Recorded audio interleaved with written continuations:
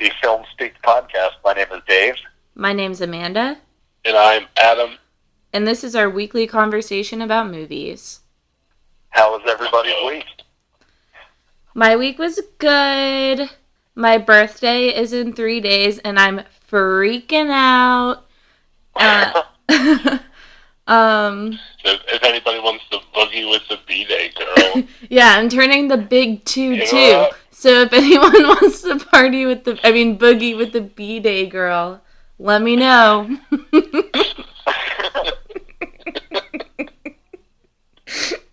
How old are you going to be? I'm turning the big 2-2.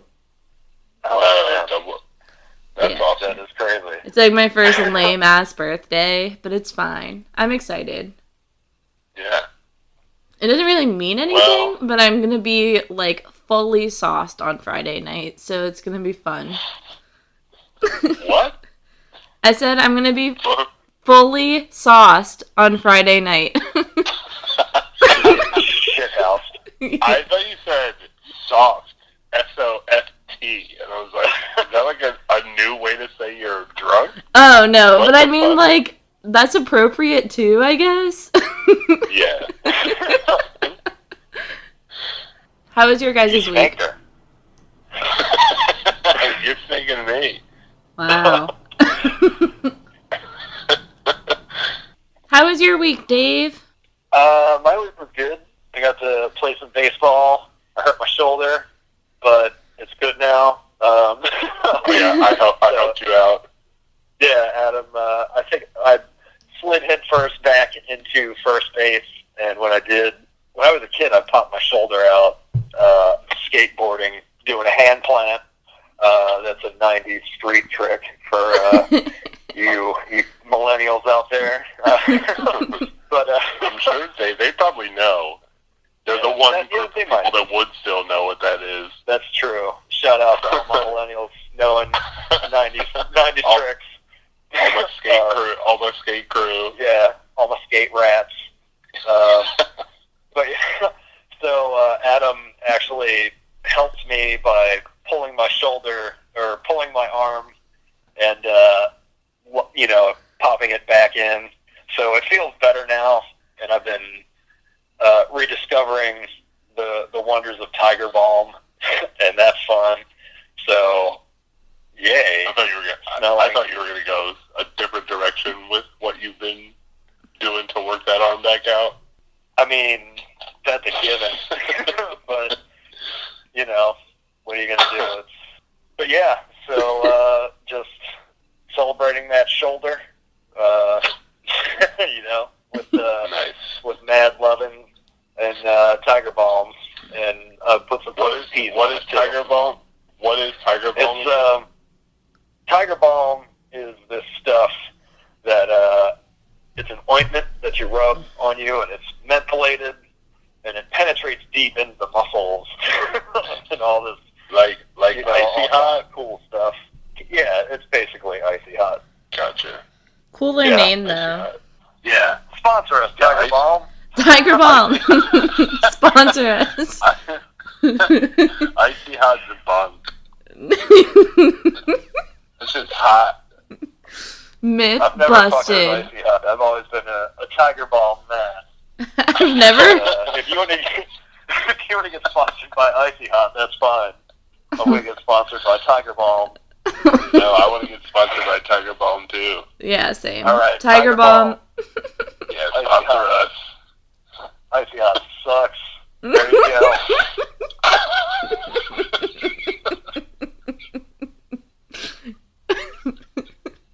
Sweet.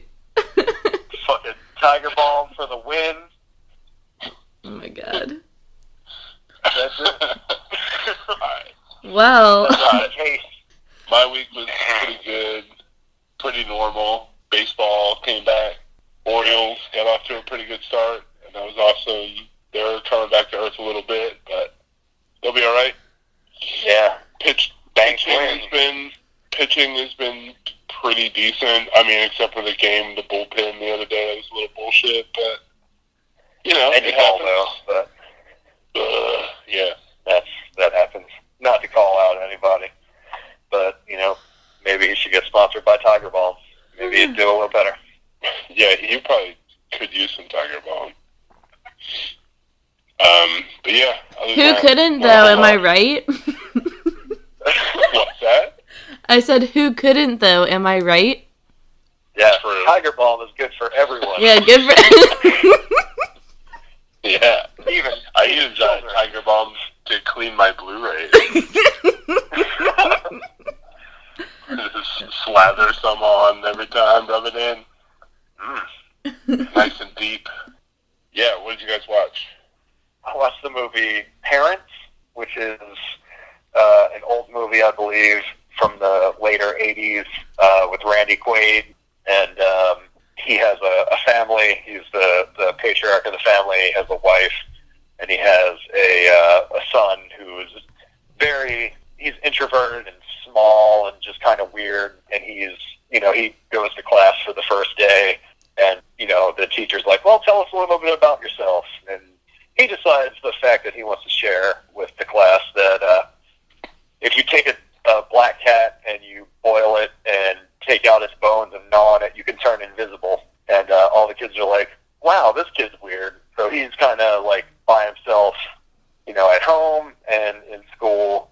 But then he and a girl kind of hit it off a little bit, and it happens to be his dad's boss's daughter. And she apparently, she says that she's from the moon, and so they hit it off.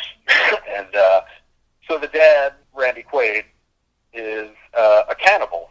So he, is eating humans, and the son is forced to eat it's served at dinner. But it's a really, good dark comedy. The soundtrack is great, and I forgot how good of a movie it actually was. I saw it back on VHS, and, watching it now, 15 years later, it's still holds up, and it's a really good movie for what it is. And I also watched Planet Terror for the first time. I've actually never seen that. Nice. But, yeah, it was... that movie rules. Yeah, it does. Fucking ridiculous, but, awesomely, yes, just over-the-top crazy. I really liked it. And it features Wendy Peppercorn from The Sandlot. And my mom, Rose McGowan. Yeah. Your mom? Yeah, I call her my mom. That's crazy. I don't understand this, somebody is my mom trend. Like, Beyonce is my mom. It's not even funny. I'm not saying it to be funny. I'm just like, I look up to this person as I would look up to my mother. I just have been noticing that, trend, I guess. Yeah, I mean, people kind of do the same.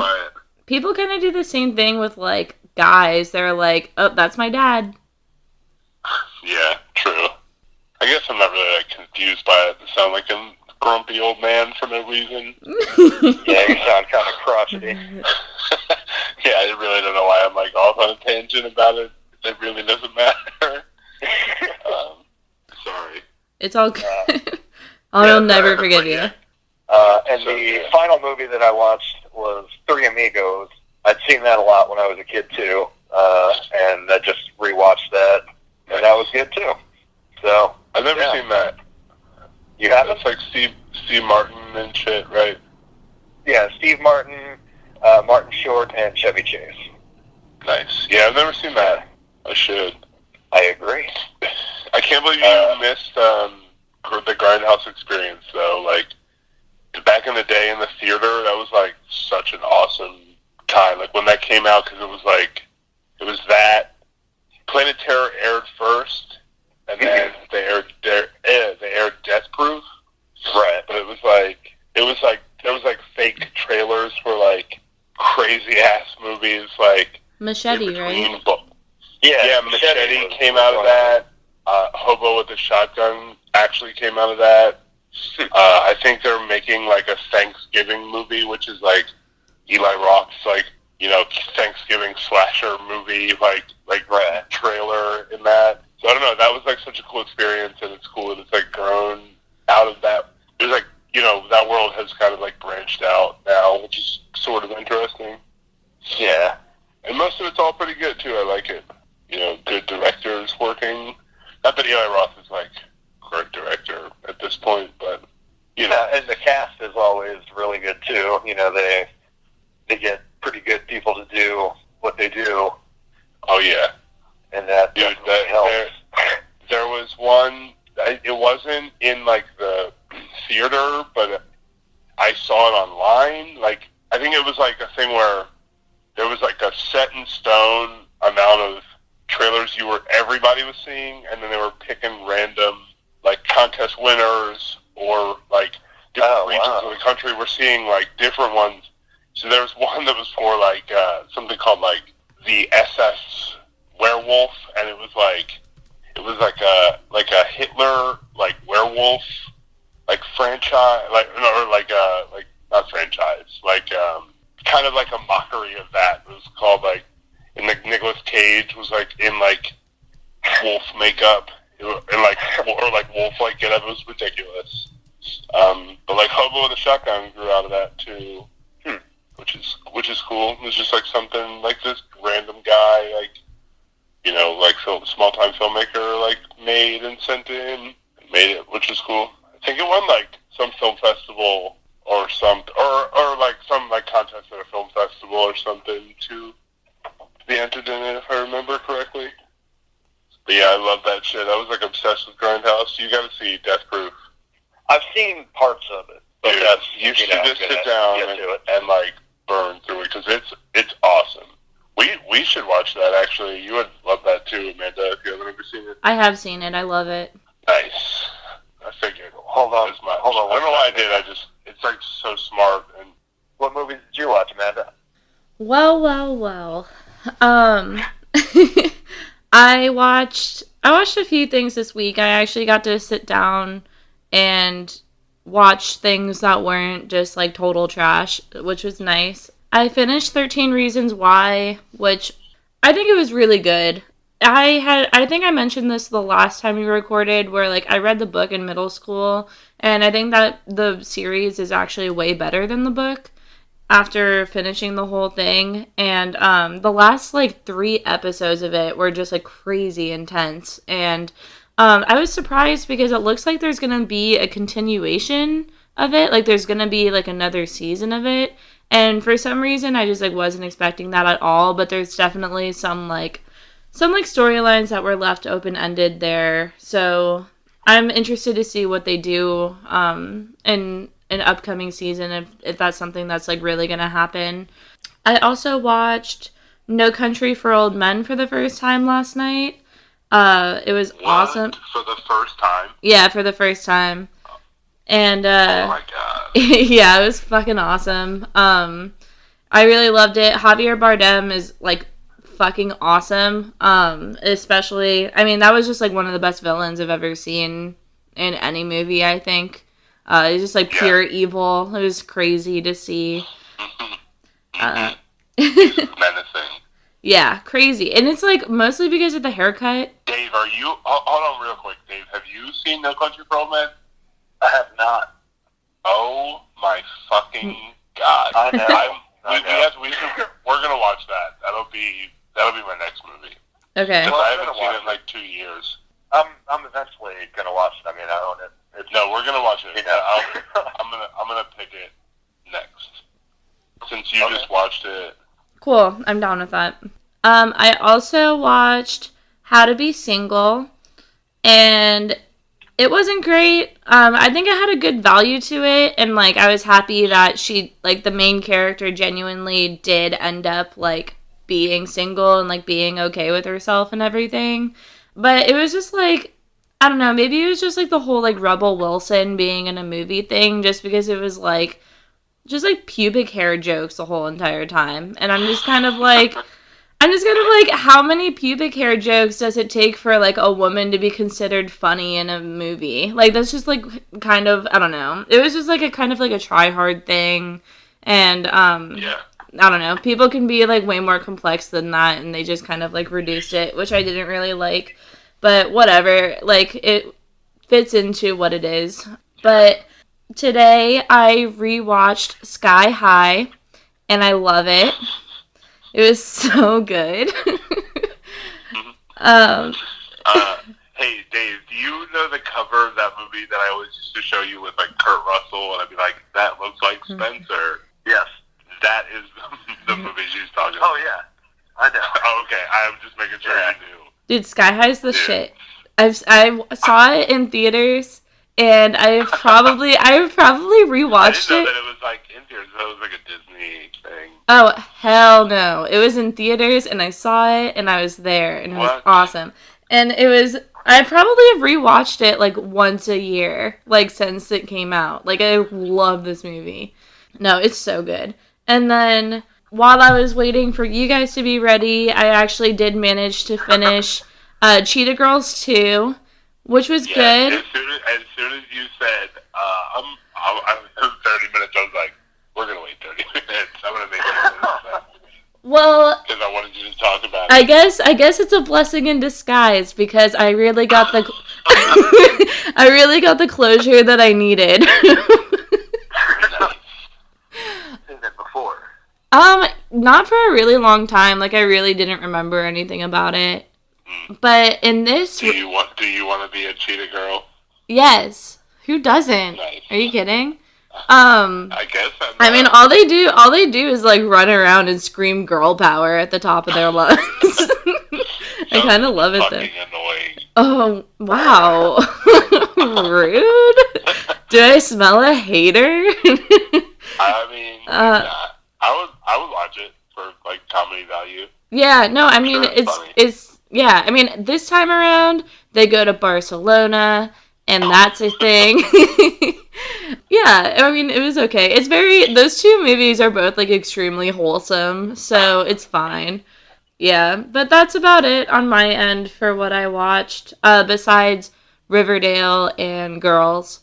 Ooh, Girls. Yeah, Girls is making me cry my ass off on a weekly basis, so this is great. Every goddamn week, and then I have to watch Crashing, which, like, I like, but I'm, like, having a hard time really with. Like, I don't love it, you know? Yeah. I don't know if you've been watching that, but, like, I'm always, like, an emotional wreck when Girls is over, and then, like, I'm, like, watching Crashing, like, this show's goofy as fuck, like, but it's cool. I still am enjoying parts of it. It's very, like, unique. You know, it's a run-of-the-mill, like, you know, comedian kind of coming of age story, but it's cool that he's like the Christian theme. I know that was like a thing with Pete Holmes in his real life, and it's sort of cool to like just have that be on display. Like the fact that like he's like a comedian who's like eventually going to be a person who feels a different way about his beliefs, you know. But right now he, you know, I don't know. It's cool like to see like someone who has like a religious interest or like believer, and then like but is also trying to be like a comedian and like messing around in like that world. Like the dynamic is cool, kind of. I actually haven't checked that out yet. But basically, it's cool that like him and Artie Lang's like, an infamous like Hollywood like drunk guy, and it's just like cool that he has like a role in the show that fits very well, you know, and they're not making fun of him, you know. I don't know. It's cool. I sort of like Crashing, but more like because I'm like thinking about it a little bit. I don't like love the episodes, kind of. I like the show itself. Yeah. I don't know. Having a hard time with it. The last thing I'll say about Girls is that I cannot fucking believe the finale is this Sunday. Yeah, I can't really deal with it. Yeah, I'm like really not gonna be okay for like a couple hours there. Yeah. But I know we like mentioned this before, but like I definitely want to do a rewatch, and I want to rewatch everything. Breaking Bad. Rewatch Mad. Shut the fuck up. I definitely want to rewatch Girls though, and I'm definitely down to like podcast about it because I think that would be really fun to do. That'd be fun. Yeah. But okay. What did you watch, Fridley? I haven't really watched too much this week since Attack the Block, which was the last thing that we watched together. That was also on like my letterbox says April 4th, which was like a little over a week ago. I have a couple things to talk about. I watched Hobo with a Shotgun. That's a movie I really enjoyed when it came out a lot. I was so hyped to show it to all my friends and stuff. And it's really, really wild and just insane. And I love that about it when it came out, and I was hyped on it. But I rewatched it, and I don't know if it was the mood, maybe, or just the fact that I kind of woke up and watched it as soon as but it was just incredibly disturbingly violent this time around. And I almost just feel it maybe is a side effect of some current political climate situation going on. You know what I'm saying? Yeah. I kind of had a really hard time watching it, for real. And I don't get weirded out about stuff like that, but there's some really crazy shit in there, And I don't know. It's kind of the hard stuff. I'll say that. But I still recommend it. If you like wild shit, but just fair warning. On the complete opposite side of that, I watched an Albert Brooks movie called Defending Your Life. With he stars in it, and he also directed it, and him and Meryl Streep are in it. Basically, he's I don't know, someone who lives in LA.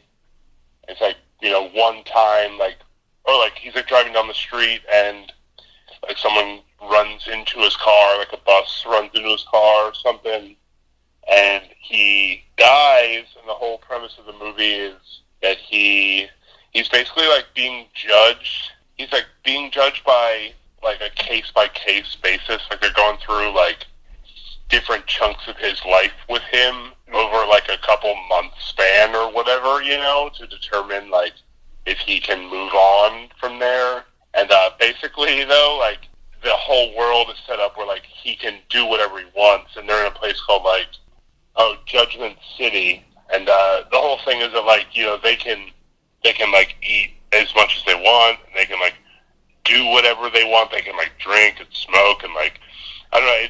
It's basically he's falling in love with this woman, but right before they're about to move on from there too. It's cool. Really interesting to watch something like that because I'm such a fan of Judd Apatow and his stuff, and I just see a lot of influence in that, and I never fully realized how much of it was there. I knew he was a fan of his, but I didn't know his movies were I can't really think of anything that's comparable subject wise, but just the feel of the movies, or have been similar. I can feel an influence in there, so that's good. You guys should check that out. Cool. It's a good the only thing is it's a little too long. Kind of just it could trim some fat, but it's a movie from the '90s, and I wasn't too annoyed with it or anything, and it was never boring. It was just it definitely could have been a sharp hour and a half movie, Yeah. Did anybody do any hand plants? No hand plants, no snaking. What about Tiger Balm? No Tiger Balm needed, dude. They were all good because their bodies are cool. They were probably sponsored. Yeah, you're probably right about that. Yeah. Man, what would that be like? I don't know. So I watched that on April 6th, and I hadn't really watched another movie since then. I had a really busy weekend, and we were out doing a bunch of shit. Went to some cool parties and stuff. Yeah, I watched The Elephant Man. It's a David Lynch movie from 1980 that I'd never seen before, and I finally got around to watching it. I think the runtime was why I was worried about it, but it's actually under 2 hours, which was really awesome.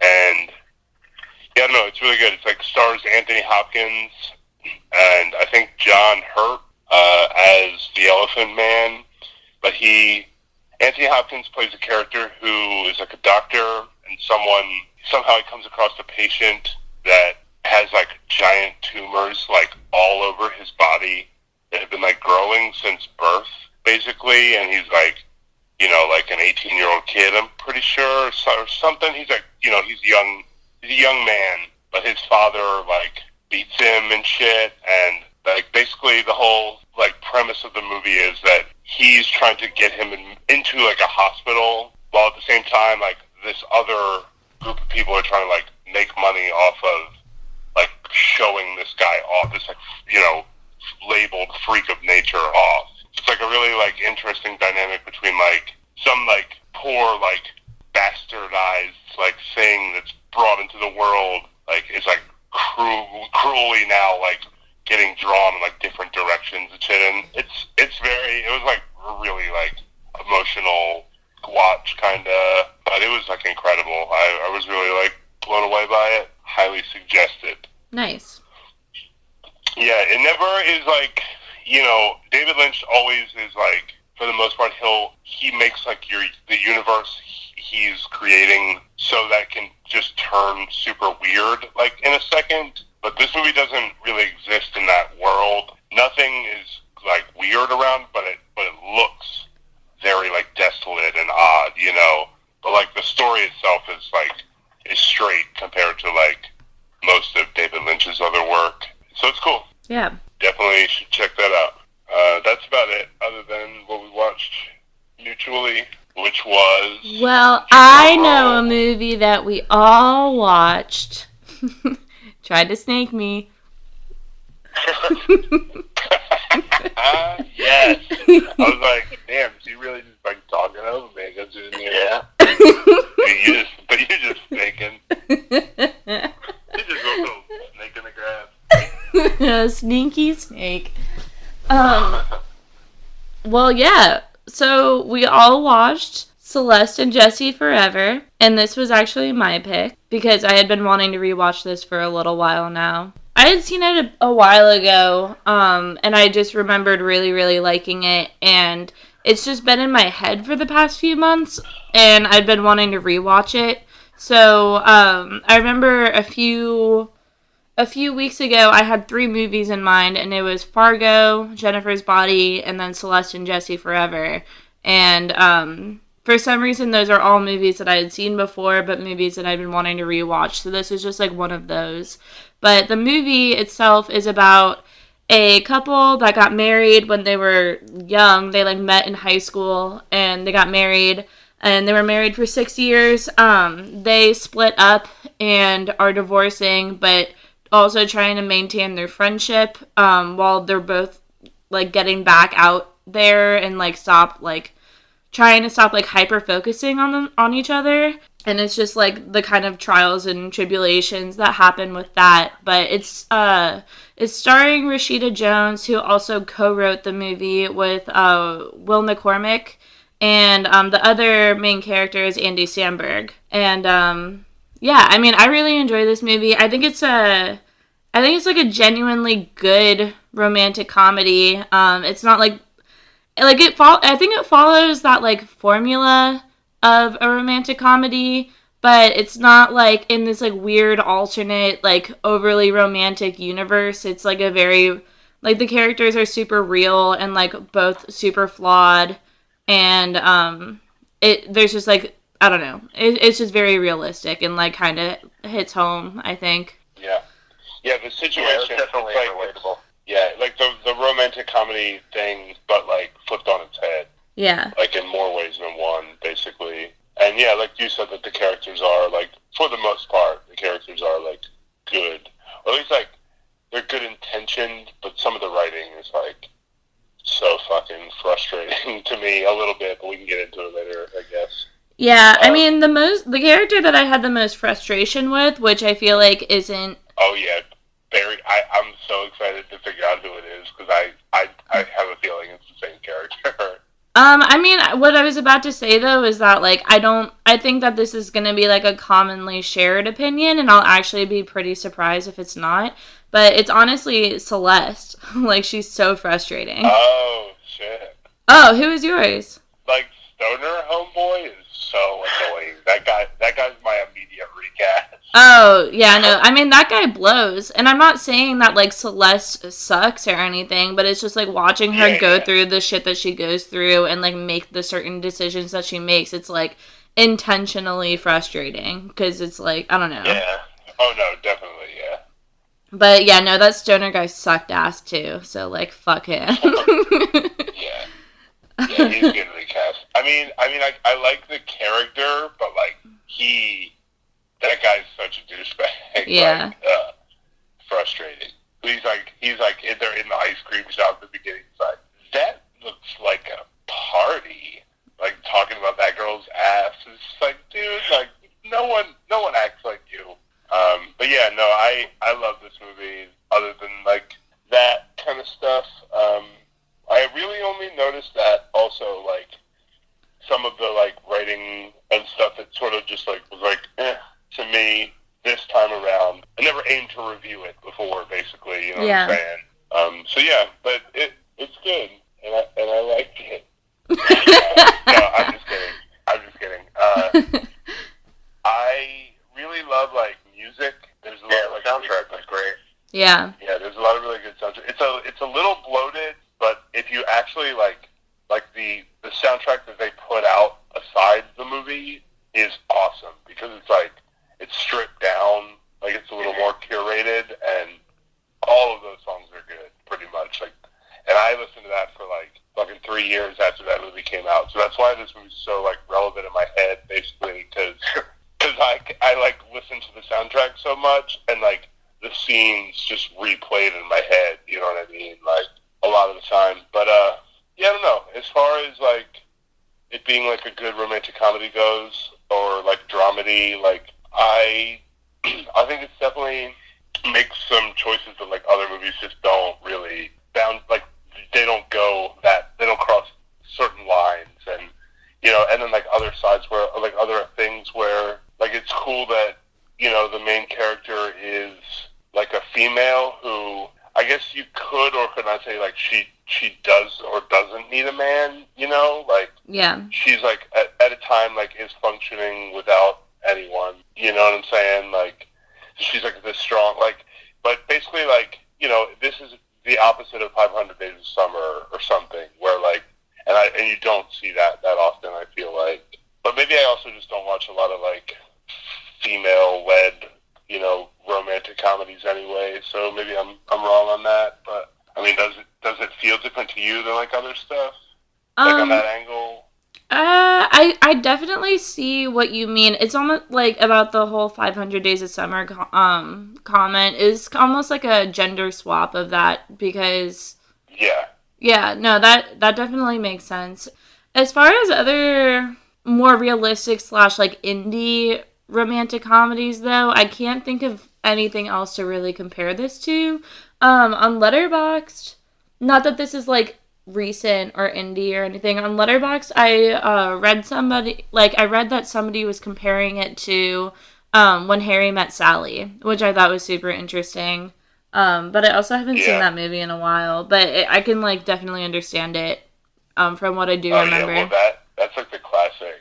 Yeah, I mean, yeah, that definitely is like a comparison. But When Harry Met Sally is so like it's a straight story. Basically, this is like everything is sort of like crumbled in this person's world, you know, and that's like where we are, like for the movie. I don't know. It's like a different different, like tone than normal. The passage of time in this movie is very all over the place, I feel like, which is like good and bad in a way. Yeah, like Elijah Wood, like it feels like he's in a different movie. Yeah. Personally. Yeah, no. His character was also just like very this is like very weird. But yeah, I'm like, what are you like? There's a lot of weird like gender specific like timed like gendery stuff in this. Like he's like on the mountain at the end, like screaming if she's gay or like whatever. The opposite is like, you know, it's just like so ridiculous. Like I was like, what the hell? Yeah, I don't know. They really played up the whole like him being gay and not really knowing how to like play into this like gay character thing, and that was like a huge dynamic with like almost every scene that he was in. Did this guy literally just like did he just come out basically? Like I don't understand why he has to like act gay in front of his like old friend. You know what I'm saying? Like, yeah, it's so weird. Yeah, it was weird because it kind of felt like because of that, I feel like it kind of was as if you were like just meeting him for the first time, like every time you saw him. If that makes any sense at all. Seriously, yeah. Yeah. And, but other people don't feel that way in this movie. Like, you know, she feels more comfortable with, like, you know, like any other guy she meets than Elijah Wood, sort of. Like, I don't know. Yeah, his character is so fucking weird. Yeah. I kind of, like, completely forgot that he was in it until I, like, rewatched the movie today, actually. Yeah. I will say, like, this... Oh, sorry, go ahead. Oh. Go ahead. I will, like, this movie came out in 2012, and I feel like it came out... Hold on, let me double check this to make sure I'm right. But what I'm going to say is I feel like it came out along with, like, a lot of other... Oh, I am right. It came out the same year or, like, the same time frame as, like, the 5-year Engagement with Jason Segel and Emily Blunt. And a couple other movies, like, in that have, like, that same like, comedic actors, but it's, like, kind of like a romantic dramedy type of trope going on. Yeah. So I just definitely... Yeah. So I definitely just, like, blew it off. So I'm pretty sure the first time I saw this was, like, 2015, I want to say. Yeah, but I don't know. It was just a random, like, side thought that I had. Sorry. Yeah, I saw it, like, right when it came out on Blu-ray, which, like, wasn't long after. I just, like, had heard about it from, like, film festivals and shit. Right. It's, like, deep dive in, like, on the internet back in the day. I mean, not back in the day, like, 5 years ago, but how you would find out about movies and then have to, like, just basically wait for someone to pick it up and distribute it, you know, and then it would eventually come out. But it could be like a year even or longer sometimes, you know. It was just like one of those movies I'd heard about. Yeah. I basically had heard that, like, Rashida Jones is writing a movie. And I was like, oh, that's cool. And then I heard, like, oh, that movie's at whatever festival. And I was like, oh, that's cool. And, you know, I was, like, pumped because I was like, I knew that Batman, it would probably come out eventually. Speaking of Rashida Jones, I've always liked Rashida Jones, and, like, she's very beautiful and, like, is obviously talented and is in some, like, really great shit. But I feel like she kind of, like, I feel like I never really enjoyed her characters that much, like, especially in, like, The Office and, like, Parks and Rec. I don't know, it was just something, I just never really, like, cared for her characters that much. But this movie, and, like, especially with the knowledge that... You don't care for Anne? No. You're crazy. I'm not crazy. No, I know. I'm just kidding. I like Anne, but it's only because of how much Leslie, like, needs Anne in her life. Like, I like that. It's just, like, I don't know how to, like, put into words, like, how I view her characters, but it's kind of... like, likable characters. I know what you're saying. Yeah, but I don't know. She always comes with baggage, like, for real. Like, the Office character is, like... It's like you don't want to root for her. Because, you don't want to root for her because of Jim and Pam. And then, so it's like, whatever. But, like, this movie, especially learning that she, like, co-wrote it and everything, I was just like, okay, this is cool. And I'm about this. You're like, this is good and I like it. Yeah, it was good. I liked it. Yeah. Also, I want to just clarify that I, like, love her characters on both of those shows. I just more mean that if you think about it, her characters sort of aren't always, like, the most likable people. You know, they get themselves into things where it's like, Yeah. Like, I don't know. I think... Okay, I don't want to get into it, actually, but it's fine. Yeah. I also relate heavily to the amount of wine that Rashida Jones drinks throughout this entire movie. Yeah. Crazy. I love it. Yeah, it is crazy. They drink a lot. Did you ever see a movie called Smashed? No. I haven't. That's like another, like, little movie that's sort of similar to this. But yeah, they drink, like, a ton. I don't really know why I brought it up, other than, like, it came out around the same time as this. It was just like a small little, like, indie thing, but it's really good. Mary Elizabeth Winstead from, like, 10 Cloverfield Lane and shit. In Sky High. And, oh, what? Yeah, she's in Sky High. Oh, that's crazy. Yeah. She's so awesome. I love her. And Final Destination 3. In Death Proof. Oh, yeah. She's the cheerleader. Also, have you ever seen The Craft, Amanda? Yeah, I watched that a couple weeks ago. Dave's never seen it. I want to fucking watch it. I haven't watched it in, like, a bunch of years, but... That movie's fucking crazy. Yeah, I can't fucking wait to rewatch it. I watched it for the first time a couple weeks ago. Seriously? Yeah, it was my first time seeing it. Did you talk about it on here? I don't think so. I talked about it at work but... Dave was like, that's not a horror movie. And I was like, you ever fucking seen this movie? Yeah, it definitely wasn't, like, I didn't really fully know what I was signing up for. Because I had just seen some, like, quirky, like, screen caps online of, like, whatever. But when I was watching it, I was like, whoa, this shit is nuts. Yeah, it's fucking crazy. The, like, shower scene with, like, her hair, like, Jesus. Yeah, crazy. Yeah, that movie's wild. I only have a couple more notes about Celeste and Jesse, though. I really loved Andy Samberg and Rashida Jones together. I feel like they played off of each other really, really well. Yeah, and something that I noticed that I thought was really cool was, like, in the beginning, where they're in a restaurant with Beth and the guy that Beth is getting married to. And she, like, it's, like, the very beginning of the movie, and she, like, calls them out on how, like, what they're doing isn't normal with, like, hanging out with each other all the time while they're separated and everything. I just thought that was cool because it was almost as if that was, like, here's the problem of the entire movie, like, within the first 5 minutes, and then they're just, like, dealing with it and dealing with, like, this, like, anti-romance and how this whole thing was, like, inevitable for them to, like, truly be apart. And, like, with both of them just, like, struggling and trying to let go of it. I just thought that was, like, super cool. And it was something that I didn't really fully, like, click in my head until I was actually writing my notes, so. It's the Pulp Fiction of romantic dramedies. Because it, like, tells you something crazy is up, and something weird is up in the beginning, and then we're gonna figure it out from there. Yeah, pretty much. But sort of in real time in this one, not like in chopped up segments. Yeah. But it's also one of those things where those two together are fine with it. It's just that everybody else around them has the problem. Like, hey, this is weird, and then they'd start acting upon that. So it's basically other people dictating what happens to them. Like the alpha. Yeah, the problem is because their relationship can probably be like, okay, we can just be like sexual partners, and we can also have sex with other people as long as those people are cool with it. But instead, like, every one of our friends is like, you guys can't do this. It's like, well, why? Like, so now because we've been best friends since middle school and we were married, but now we're not, we can't be friends. Like, you know what I'm saying? Yeah, like, no, it's a and you shitty can see thing. how it affects both of them. You know, after. Yeah, she like fucking is like, you know, Nick Nolte or whatever he says in the swimming pool, like fucking wasted, drunk.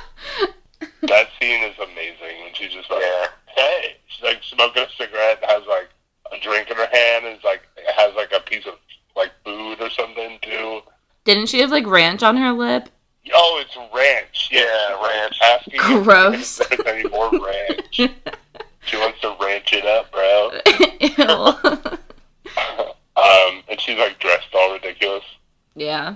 But yeah, the whole like I don't know. There's a lot going on in this movie though. Like, because I don't know. Like, we talked about this movie for however long now, and we didn't even mention the fact that like she meets someone else also. Because it sort of doesn't feel like it matters. Like, well, you know.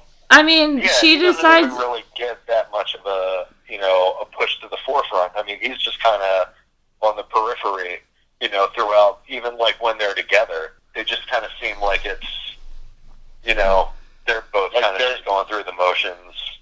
Like, they're both trying. Like, they're both, like, both Celeste and Jesse are trying. It works out for Jesse because he finds another girl and they're gonna have a baby and, like, whatever, and, like, make it work. And he's eating kelp, seaweed. Ew, yeah. And then, It's like, it's fucking ridiculous. And then for her, it's like, she's trying to put herself out there, but she's, like hovering over Jesse and kind of, like, pissed off that it's working out for him and not working out for her. And then it's, like, she has all these, like, misadventures with dating, like, the weird photographer guy who, like, jerked off on top of her. And then, And then, like, with this guy who's, like... 22-year-old. Oh, yeah, the 22-year-old guitar. The Gap model. God. And then it was, like, with this guy who is, like, potentially good and everything. And it was just, like, a realization that, like, oh, I don't actually have to be, like, actively dating, but I do have to, like, move on, so... Yeah, I don't know. But I guess I'm just saying, like, I feel like those two...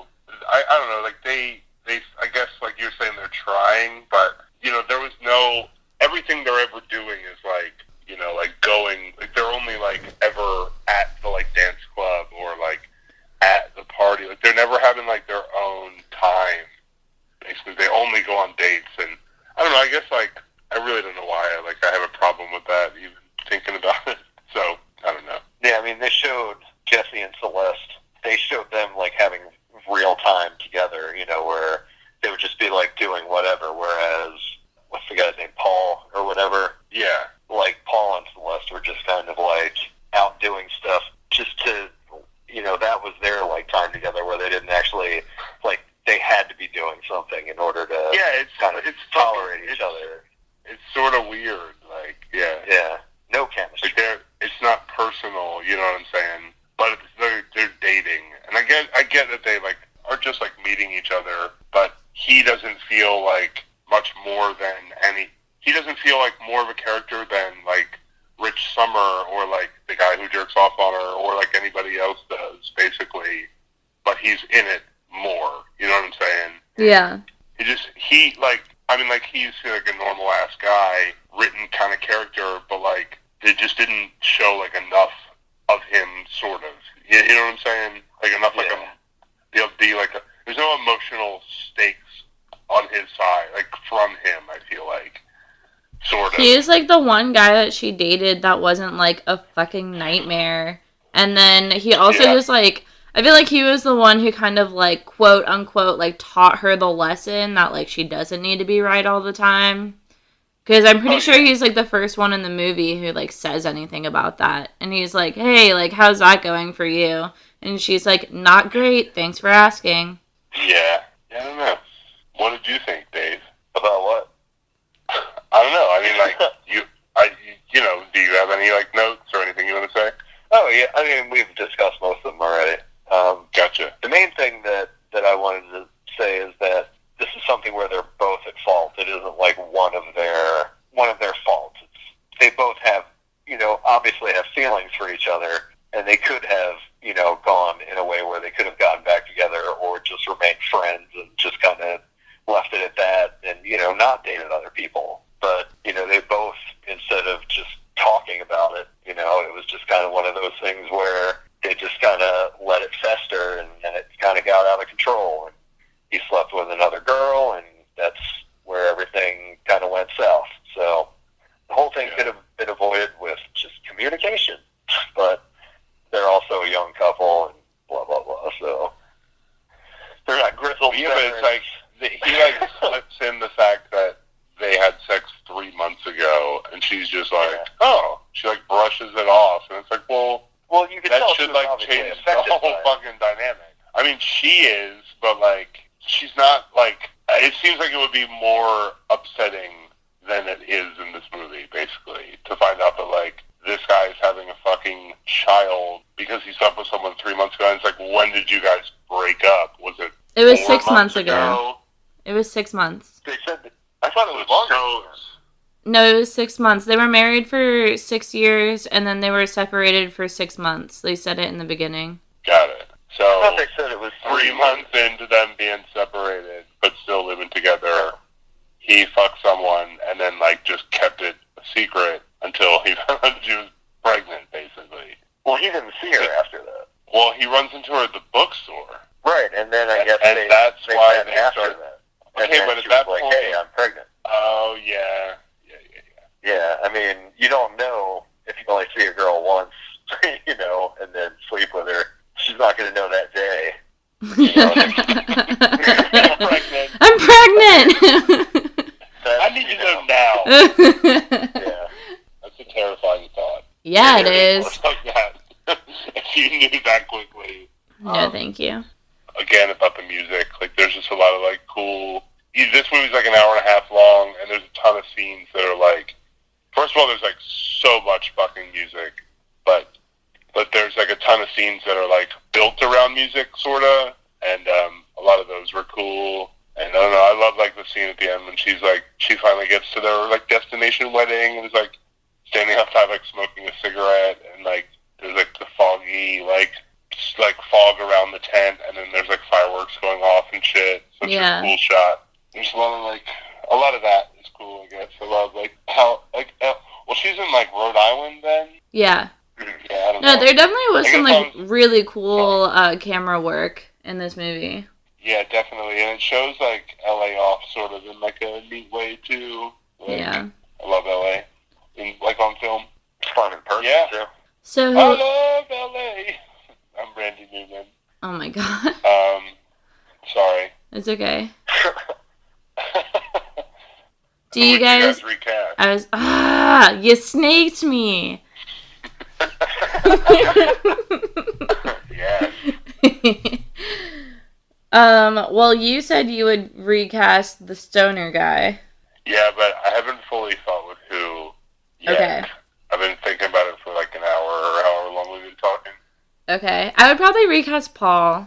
That's who I was going to say too. Really? After I was going to say stoner dude, and then I was like, okay, well I guess I'll say Paul. I'm like, fuck. Hey, quick question: is Paul from the Mindy Project? Yes. I don't know. That's that guy. Okay. Yeah. I think I would recast him. I have to think about it. I don't know who I would recast him with yet. Mark Duplass. I was gonna say the guy from New Girl. Jake Johnson. I don't know. Yeah, Jake Johnson. Probably. That's his name. Okay. I don't know his actual name. I just know his face. It's Jake Johnson.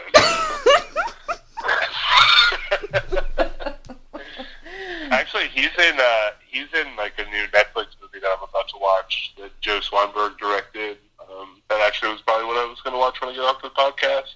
What movie? You know about that? Yeah, it's like a new Netflix movie that Joe Swanberg directed. The guy who made like Happy Christmas and like Drinking Buddies and shit. Did you see any of those movies ever? I saw Drinking Buddies, but not Happy Christmas.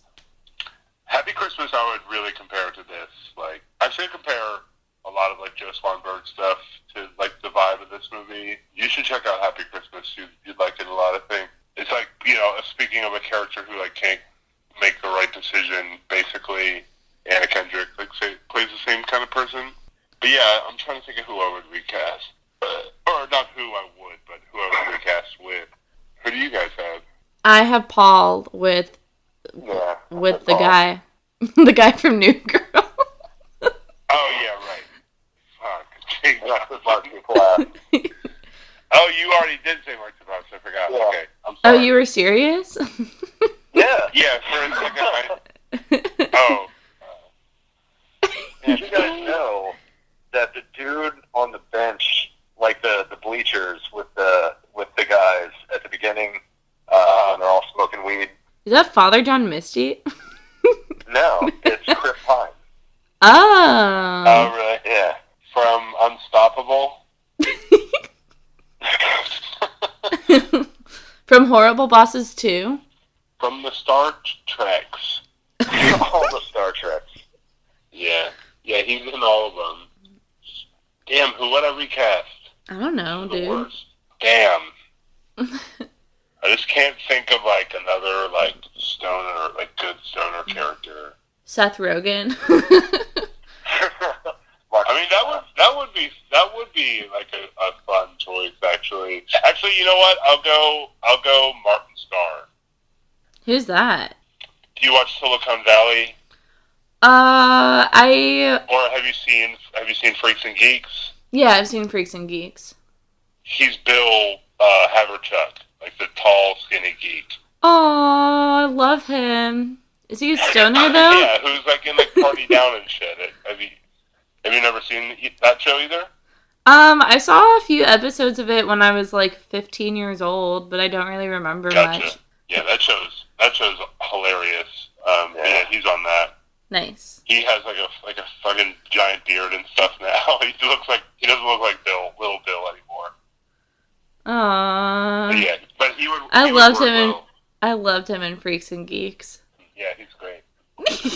Bill, have a chuck. Well, that wraps it up for this episode of Filmspeak. If you like what you've been hearing, make sure you check us out on social media. We are on Instagram at Filmspeak, Twitter at FilmspeakPod. We are on Facebook, we're on YouTube, we're on SoundCloud, and we're on iTunes. And we love Tiger Balm.